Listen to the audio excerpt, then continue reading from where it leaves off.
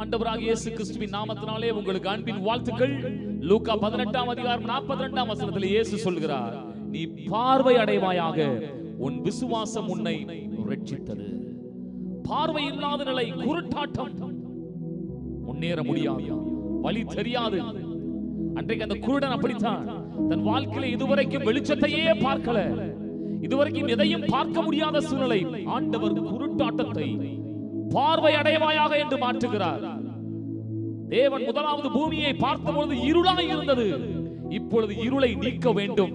இருள் என்பது வெளிச்சம் இல்லாததை குறிக்கிறது. இப்பொழுது தேவன் சொன்ன வார்த்தை வெளிச்சம் உண்டாக கடவது. இந்த நாளிலும் கூட என்னை கேட்கிற அருமையானவர்களே, உங்கள் வாழ்க்கையில இருள் சூழ்ந்திருக்கலாம்.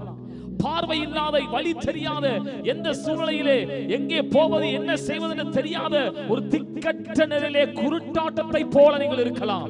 ஆண்டவர் உங்களை பார்த்து சொல்லுகிறார், நீ பார்வை அடைவாயாக.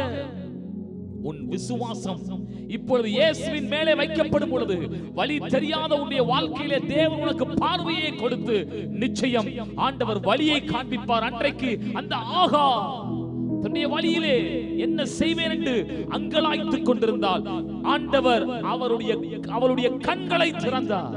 துறவு பக்கத்திலே இருந்தது. இந்த நாளிலும் கர்த்தர் உங்களை பார்த்து சொல்கிற வார்த்தை, நீங்கள் பார்வை அடைவீர்களாக. இந்த வார்த்தையின்படியே கர்த்தர் உங்களை ஆசீர்வதிப்பாராக. ஆமென்.